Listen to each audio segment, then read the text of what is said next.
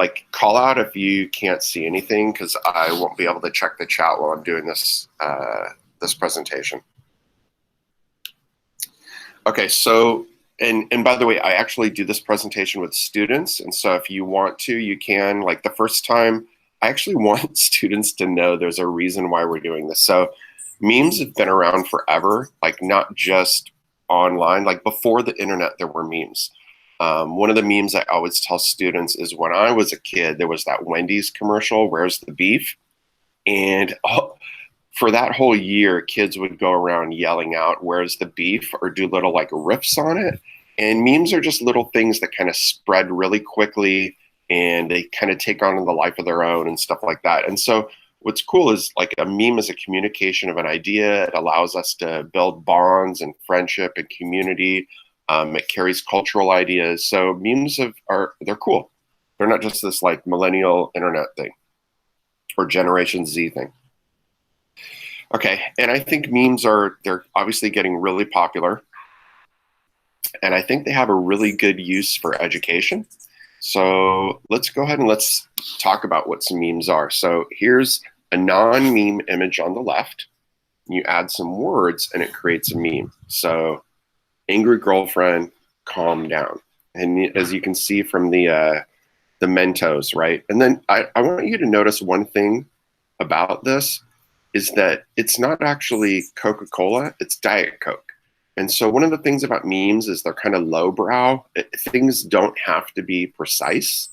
And I think that's one of the reasons why kids like them so much is you don't have to be perfect when you make a meme.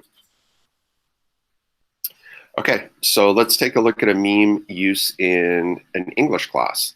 So for those of you who remember the Odyssey, you remember Poseidon, and then you remember what happens when an Odysseus blinds Poseidon's nephew, right? He goes crazy. So it'd be the same as like calm down, or Odysseus and suitors trying to get at his wife, like gets totally angry, boils over, everything. So if a student made this meme and turned it into me, I would know that they understand 2 facts from the story without having to take a quiz.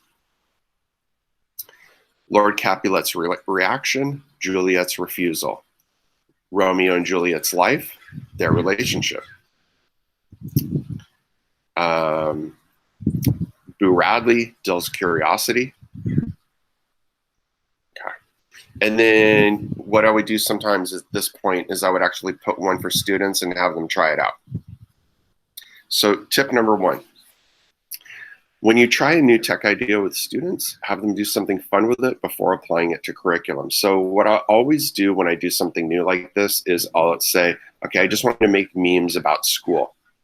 And then I'll just make some memes because I want to make sure everybody understands how to make the memes. So in my class, what we do is we make them in Google Slides, and I show students how to overlay text over images, and I have them all turn it into Canvas, and that way I know that the capacity is built. So if I ask them to do it for curriculum, then they're not going to be able to say, I don't know how to do this. Okay, so this would be an example of something a student might make. So this is a famous pigeon meme. Is this a pigeon? Obviously, it's not a pigeon. FEHS honors student, closing your eyes at your desk for 5 minutes at 3:15 a.m. Is this 8 hours of sleep? Okay. Teachers, 1 kid talking. Is this a reason to punish the whole class? Teachers, 2 kids quietly talking. Is this a reason to wait? That one always cracks me up. Okay.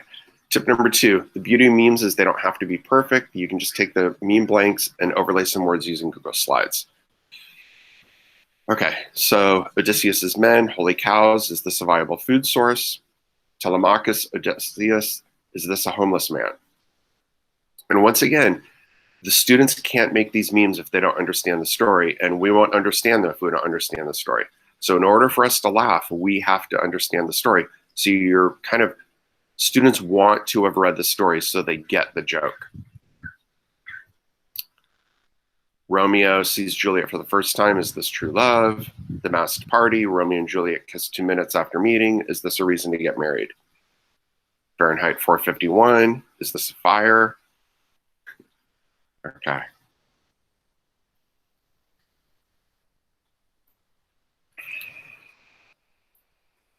Okay, I'm just going to skip through a couple of these. Okay, we're going to, in just a little bit, okay, sorry, let me back up here just 1 second. Okay, here's the one of the most important tips. There are memes out there that look like they're clean and appropriate memes, but they come from movies that are not appropriate. You're never going to know which ones are okay and which ones aren't. Your students will, but you won't. So what I recommend doing is put together a Google slide deck with 8 to 12 memes that are clean, that you know are from sources that are okay, and tell them that they're going to pick the meme blanks that you're supplying them, okay? And I think that's really important. I'm going to give you access to this in a little bit so you can see exactly what it is that I'm talking about. Okay, so could you do this in history? So here's the, is this a pigeon meme? Is this in India? Okay, right? Here's another one, Napoleon and the French army invading Russia during the wintertime. Is this a great idea or what? Like, a kid can't make this meme unless they understand what happened. Here's another history. Bismarck's alliance with Russia, William II. Another social studies. Okay, here's a math one. Here's another math one. And another math one. Like, I don't get to laugh at this because I don't understand the math. So in order to laugh, I have to understand it. So it's almost like it's an incentive to do the work. Okay, here's another math one. And these are ones my students made because I don't know enough about math to make these. There's another math one. They all laughed. I didn't. Okay, science one. Another science one. I kind of got this one. It's like a memorizing thing. Another science one. Using mole. Obviously, it's more sophisticated.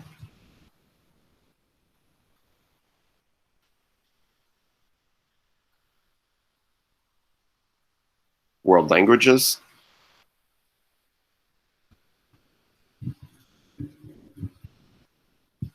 Another world language.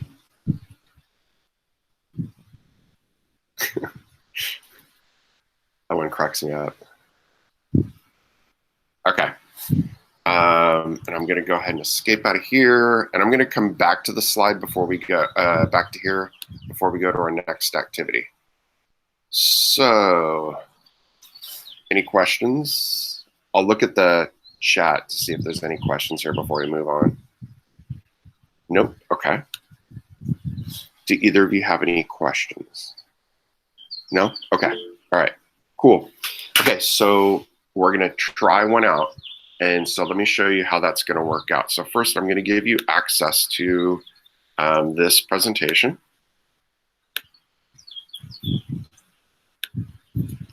Done. Back here to chat. And then boom. Okay.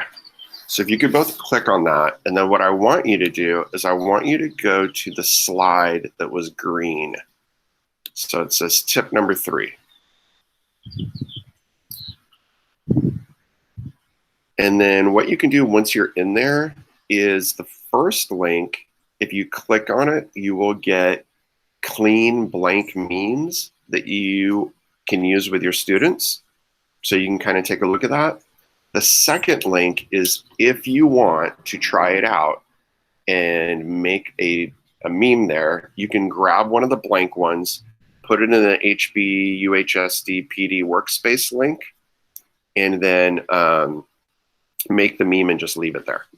So you're not required to, but if you want to leave me an example that you know how to make the meme, you can do it that way. Okay, so you do give them clean blank memes. And I don't know if you've noticed, but I made it so that you can, it forces you to make a copy of the slide deck. And for those of you who don't know how to do that, anytime you're in a Google presentation, if you click on the URL at the top, you see where it says edit right here up at the top? If you just delete all that stuff up to where it says edit, boom, boom, boom, boom, boom, boom, just delete it. And then write the word copy. And then click this URL right here and copy and paste that. That'll force your students to make a copy of whatever presentation you're sharing, so they're not all inside of the same presentation.